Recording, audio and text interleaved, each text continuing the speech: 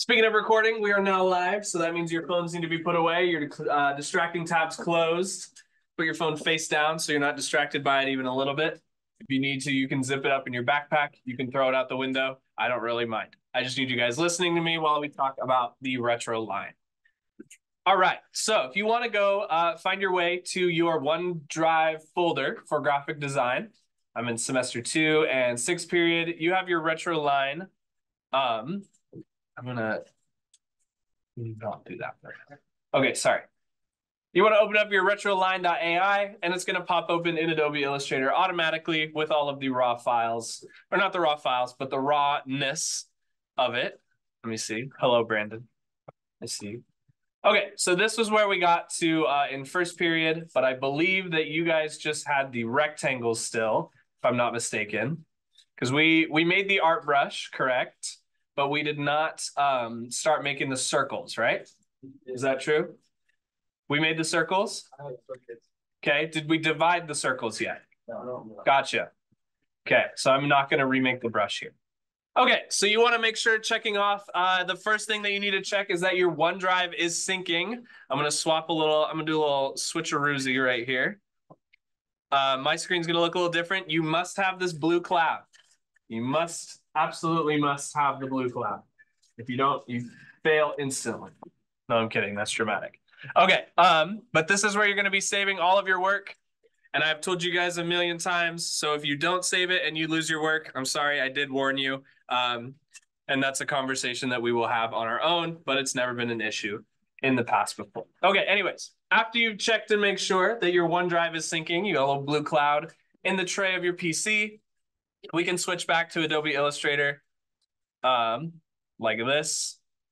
And we can start making some circles and some corners and some straight lines so that we can arrange our design and finish up the retro portion of this assignment. Okay, remember, if you hold the Alt key and you scroll with your mouse, you can see what we're about to do down here in the corner. But if you hold the Alt key and scroll in and out, you can zoom. And then if you hold the space bar, it turns into this little hand, which lets you, hopefully it doesn't get mad at me every time, lets you drag around your canvas and navigate your way through Adobe Illustrator. Okay, so if you click on the brushes icon, if you do not see this brushes icon in the top right, it means you are not in the correct workspace. To get into the correct workspace, you go to Window and then Workspace, and you want to check and make sure that Essentials Classic, Window, Workspace, Essentials Classic is the one that has a check mark by it. That will give you access to all the tools that you need to have for this class and for stuff like that. All right, let's make some circles. In order to make a perfect circle, because the tool that you use is called the ellipse tool, it's not going to make a perfect circle by default. Illustrator is not going to do anything that's quote unquote perfect, like a square is a perfect rectangle, meaning that it's even and scales straight up and down. You have to use the Shift key to specifically make sure that that shape constrains to the perfect, quote unquote, size that we're trying to do here. What am I even talking about? Does not matter yet because we don't have the ellipse tool. The way that you access the ellipse tool is by clicking and holding on the rectangle tool, which will pop open this menu like this, or alternatively, you can press L on your keyboard. So if I turn on my little crosshair here, watch what happens when I press L. It becomes a circle. Oh. Okay, anyway. So now, with our ellipse tool selected by pressing L on the keyboard or clicking and holding on the rectangle, if I click and drag, it makes a circle, but it can scale up and down and it goes like those animations that you see where you can just make them talk like this, right? We don't want to do that. We want to make a perfect circle. You hold Shift with your pinky before you click and drag. That is going to maintain that the circle stays a constant size and a constant perfect size, but you must let go of the mouse before you let go of the Shift key. If you let go of the Shift key before the mouse, watch what happens. I'm holding Shift, clicking and dragging, let go of Shift, and let go of the mouse. It squashed my perfect circle. So hold Shift the whole time, let go of the mouse first, then the Shift key, and that's going to get you a perfect circle. This also works for squares. This also works for sizing images up and down. It's a really important keystroke to keep in mind. The Shift key keeps things orderly in a sense. All right. kind of applying some of the vocab that we talked about the other day, you can notice that this shape has a fill but no stroke. That means it's got color data on the inside of the path, but not around the outside edge of the path. We want the opposite. So in order to quickly switch, because we want the center to be see-through for the purposes of this assignment, you want to click on this little right angle pair of arrows that's kind of making like a shape. I have this tiny finger, right? You want to click on this guy right here. When you do that, it's going to swap the stroke and the fill automatically. I think you can also do the keystroke Shift X. So if you hold Shift and press X, it'll do that for you. But we want a stroke but no fill. So get a circle with a stroke but no fill before we go on to the next step.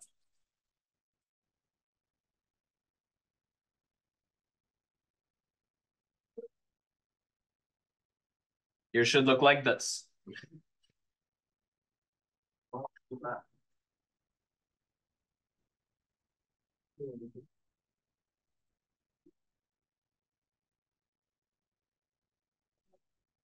All right, once your circle looks like this, we're going to go to our brushes panel. This guy up here, the little cup of brushes. If you click on that, it should retain the art brush that we made the other day. If I click on this art brush without anything selected, nothing happens. I can double click on it to change the settings if I really want to. But if I click, nothing happens because I don't have a destination for the artwork to apply. So if you click on the circle and you see this bounding box, remember this is some more vocab in action. The bounding box is the way that you know you have something selected because you can see all the anchor points and you can resize it however you need. With that bounding box enabled, I can click on my art brush 1 right here, and it's going to apply the texture around the outside edge. What may happen, what has been happening, you can notice mine is see-through. It's kind of like a tire or a donut. If your circle is too small, it's going to start folding in on itself. So watch what happens when I make the circle smaller and smaller. It does the hypnosis kind of pattern, but at some point, it's going to start kind of folding over itself like this. See when I move it around without holding shift? It breaks. It does all types of stuff that we want to avoid. That's why you want to hold shift the whole time you resize it so that it maintains its perfect circleness and doesn't mess up your print. So you guys should have a blank artboard and a circle that looks something like this. If your friends nearby need help, please help them out. And then we'll move on to the next step in about a minute.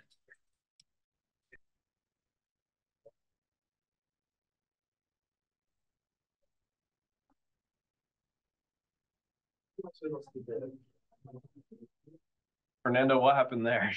I don't know. It's crazy. On my own one, I guess.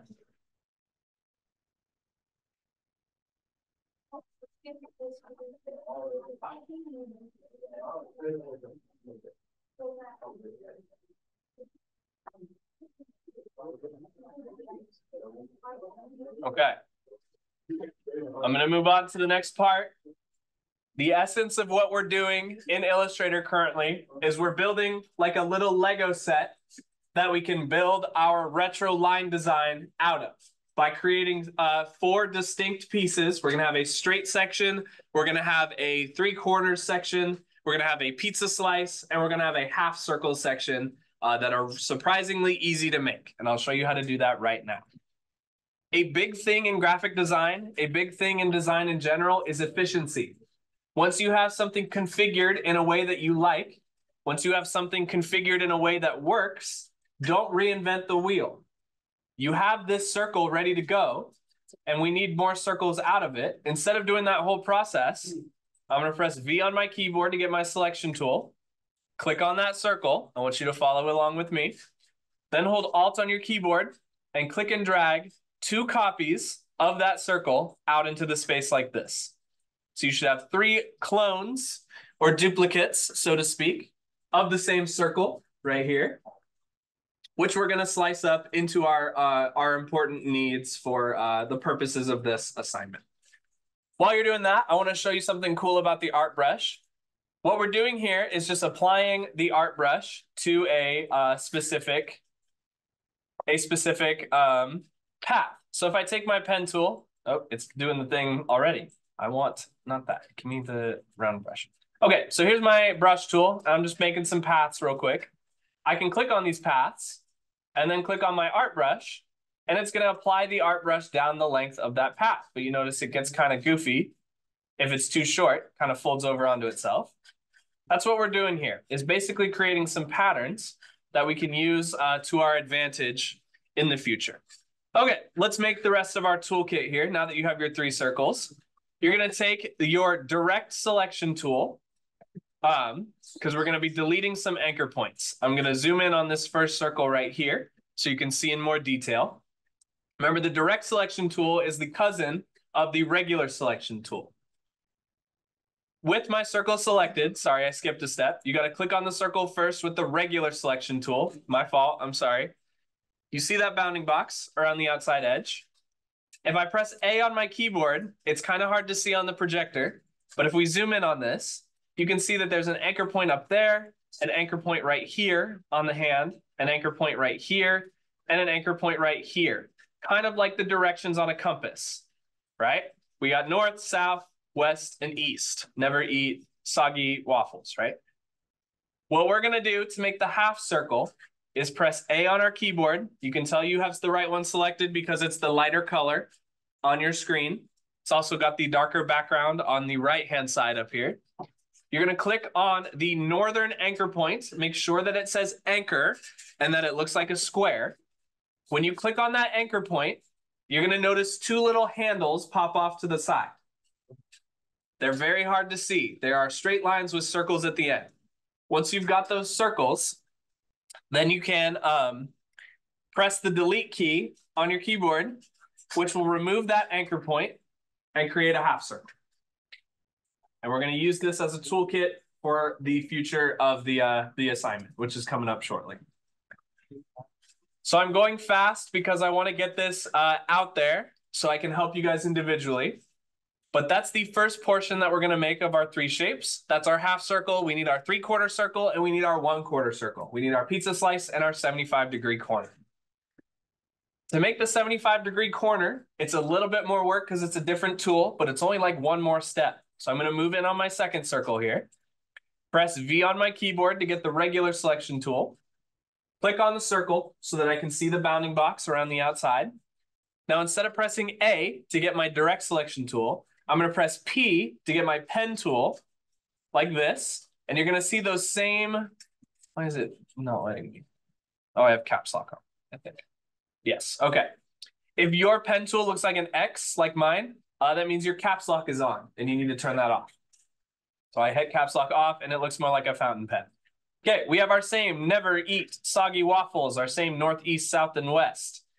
To make the 3 corners piece, you want to take your pen tool and go along this blue path.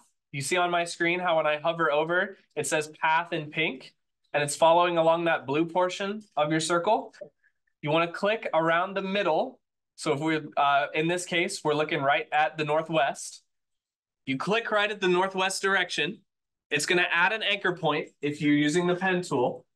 And then you press the delete key again to make your 3/4 circle. Like this. Again, I will help you guys with this individually as we need to, but I want to get an example so we can reference it later. If you got it and your friend nearby needs help, show them how to do it, please.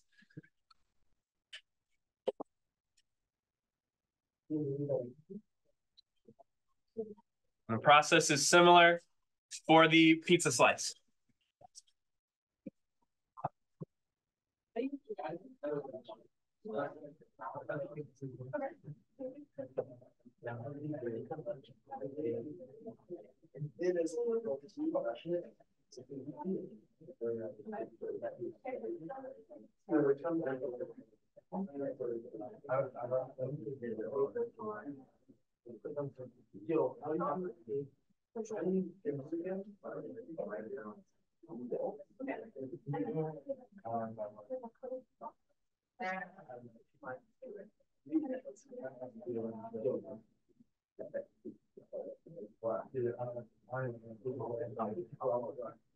Okay.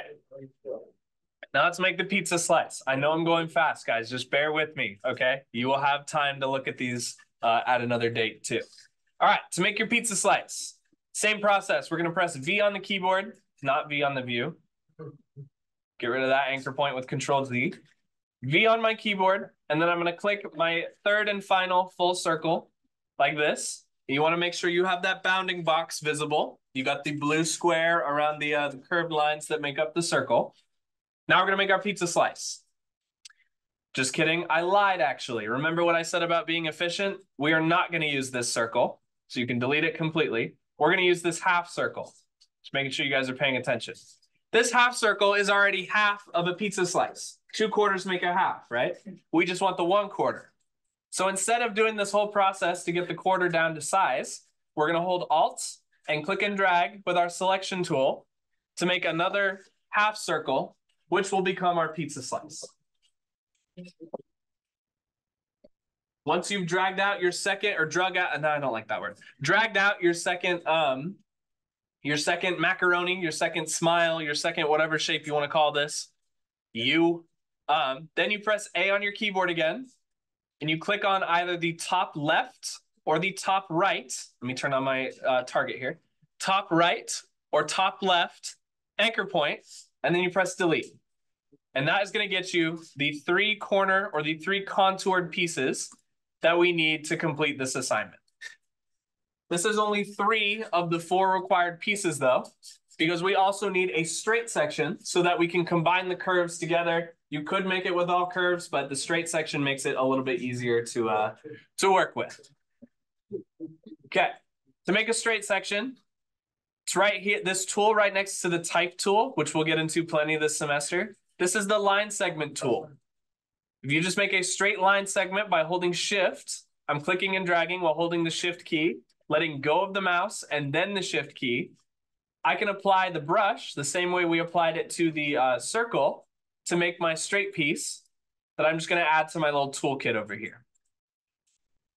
So in order to start using your toolkit, you leave these guys on the edge and you hold Alt and click and drag the pieces that you want to combine into your retro art line design. Yours might be a little bit off. I know it's frustrating, but it might be a teensy bit off. I'm not sure why that happened. See, look, mine is like a single, if we go all the way in here, like a single pixel off. Don't worry about that. You can use the arrow keys to adjust it, kind of. That's close enough. Okay, when you're rotating your pieces, as you pull off, you just hold Alt and click and drag whenever you need a piece, like this, right? It's literally just Legos in this case. We don't need that many. I'm gonna delete a couple. If you're trying to rotate your piece, you got to go to a corner anchor point so that you see the little curve like this. It looks like the switch, stroke, and fill button. If you hold Shift while you rotate, that is going to snap your rotation to a 15-degree increment. So there's 31, 270, 225, 180, right? Math stuff. Woo! Okay. So now what you do is using your Lego pieces, you combine them together to create your kind of flowing retro line design. So I'm going to grab the corner piece, have it loop over and around. Let's grab another corner piece, another macaroni slice. I guess macaroni doesn't come in slices, typically. Let's make it loop back on itself real quick. There we go. That's kind of cool, right? And it makes this cool illusion effect by, how do I rotate my, there we go. Anytime you're going to rotate something, you got to grab onto the anchor point. It won't work if you don't grab the anchor point. Okay, so let's grab this guy. We're just kind of building out our Lego set with all the different pieces that we've assembled here. So if I want this to, oops, forgot to put Alt. Shift, click, and rotate like this. Let's grab another straight piece. And you can start building out this retro line design in a cool looking sort of fashion. Let me just put all my pieces back here. Okay, so I'm going to wrap up this Zoom room. I'm gonna help you guys make sure that you have at least the pieces built so that you can build this later on or tomorrow if you need to help finishing it up. In about 10 minutes, I'm gonna talk about how to start vectorizing things. And then there'll be a video for you tomorrow about how to arrange these in export because I have an appointment and you will have a sub, unfortunately. But I will be able to answer questions if you need. All right. Real quick, before I help you guys individually, before I wrap up the Zoom room, look up at the top right here. You see that asterisk next to the AI? That means I haven't saved. I'm going to Control S real fast before I forget, make that asterisk go away, and I don't lose all the hard work that you guys have done trying to keep up with me so far. Okay, so let me end the Zoom room. I'll help you guys individually. At 1:45-ish, we'll start talking about vectorizing. And then you guys will have all these available resources to finish this project up by tomorrow at midnight. So you still get the full points. Sound good? Okay. Thank you guys for listening.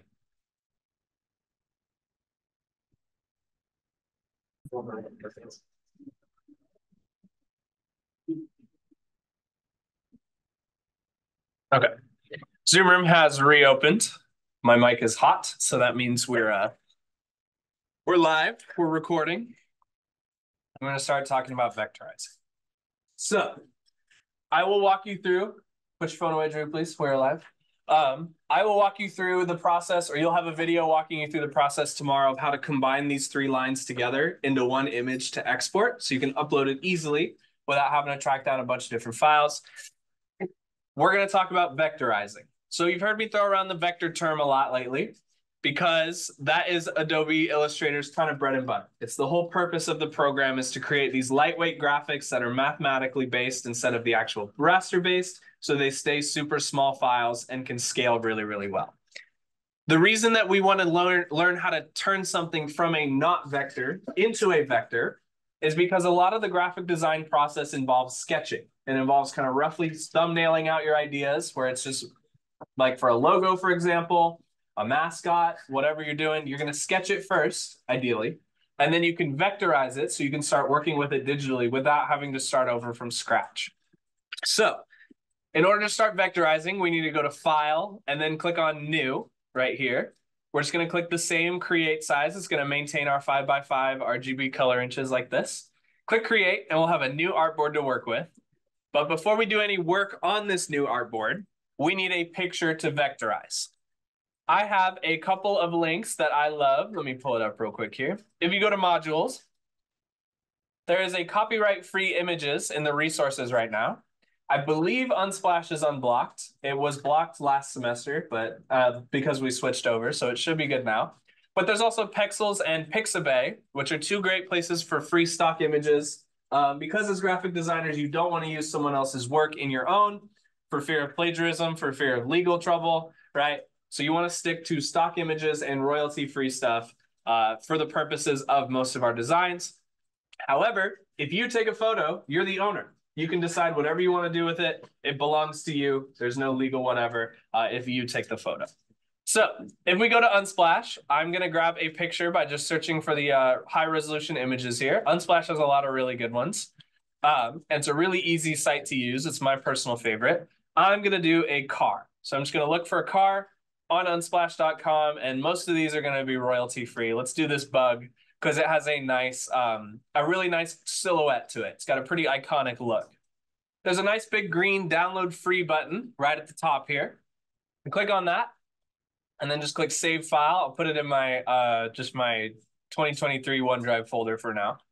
I'll organize it later. You could put it in your graphic design folder. But now we need to get it into Illustrator in order for it to become vectorized. There's a couple different methods for this. I'm going to show you the tracing method, which we use our mice, or if your tablet has a pen, you can do that as well. But mine, I need to make sure all the tablets have pens before we do that. Yeah, you see. Any stock photo or any image you want, any image you like. So to get the image into the vectorizing space, we need to work with Adobe Illustrator's layers. You can find the layers panel by clicking on this little like rhombus sort of situation that says layers when you hover over it. That's going to pop open your layers panel. Illustrator is not typically a more layer-based program like something like After Effects or Photoshop is in the Adobe families. But it is important to understand how to use them for cases like this, where we're going to be basically tracing over a design, whether we drew that design or whether it's a photograph we're trying to turn into a vector. So to do that, you might notice that there's this plus sign right here. It looks a lot like the Create New Brush button. This is kind of the universal add something to Adobe program button, this white square with the plus sign in it. But before we do that, we need to put our image onto our artboard, and there's a specific way that you do that. The specific way is by going up to File and then clicking on Place. Instead of just dragging and dropping, you want to go File, Place, because this does what's called embedding it in the image so that it maintains in the file in case you ever share the file to another designer. In case you send yourself the file, you don't have to go hunting for that image again. Okay, so my image is just right here. It's from Unsplash by Dan Gold. It's going to have a little preview right there. I'm going to click Place, and when I click Place, it attaches it to my cursor. So wherever I click, it's going to place that image. However, if I hold Alt and scroll out, this is a pretty massive image. It's important that when you're in Illustrator that you hold Shift whenever you make something larger or smaller, because that's going to scale it evenly. I'm holding Shift every time I'm making this image smaller. If I let go of Shift, you can see my hand is off the keyboard. It's going to squash this poor bug, or it's going to make it get kicked in the butt a little bit, get hit with the shrink ray. We don't want that. So I'm going to go back to the regular size. Anytime you resize, especially an image, you want to hold Shift, and that's going to make sure that it scales evenly. You want to scale your image down so that it fits inside of your artboard here, like this, just as much as you can get it. I can go a tiny bit smaller. There we go. And then when you're ready, your image is inside of your artboard. You just hit Enter to place it. Actually, I don't want to move it. I'm just going to click off of the space so that it's placed on my artboard. But if I try to trace over this now with something like the brush tool, yeah, sure, it looks good, but I might accidentally move the image and now my trace is off. And that's not what we want. We want accuracy in the case of tracing. To set this image as what's called a template layer, we need to do two things inside of this layers panel right over here. You want to click on layers. Right now, layer 1 contains our image currently. We're going to hit this plus button, this universal Adobe plus button, to create a new layer like this. It's going to create a blank layer 2 on the top. And then, before you start tracing, you want to click in this gray space right after the word layer 1. You see how the layers are kind of stacked on top of each other like you would in a sandwich? You want to click in this empty space where it doesn't say layer 1 and it doesn't have this little button right here. If you double click in that gray space, a layer options box will pop up. In that layer options box, you're going to check the thing that says template and then click OK. By setting this to a template and adding a new layer on top of the original layer, we're going to do what's called locking and lowering, which puts the image cemented in this spot. You can hear me clicking and dragging. You can hear it not moving. And it's got a lower what's called opacity, which is the measure of how transparent something is.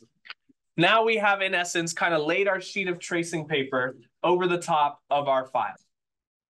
But if you press B on your keyboard to get your brush tool, I can't draw on layer 1 anymore. You can see that I have layer 1 selected and I'm clicking furiously and no drawing is coming out of my brush tool. It's because when you lock and lower a layer, you can no longer make edits to it. That's the whole point of locking it.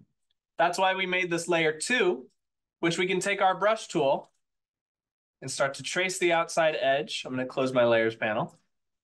You can start to trace some of the key shapes on this image that you chose. Mine's going to look like Dookie for just a second because I'm going fast, right? Doing this with the mouse is kind of challenging. So if you do not have a pen at your station, please let me know and I will work to remedy that. You guys all should have pens at this point. So you just want to kind of trace it as much as you want, as much detail as you want to communicate from your vectorization. We'll do a little bumper action. Something like this. I get the bottom, this back fender, like that. So let's say that this trace, I imagine I did a much better job than I did.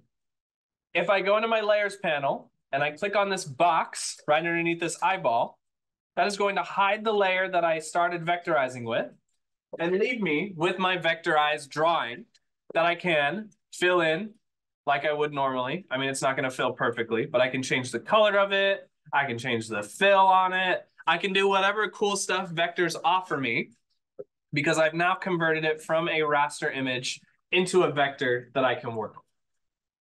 So that was a lot of setup, but to recap, you place your image and you double click in the gray space. Make sure that it's set to a template.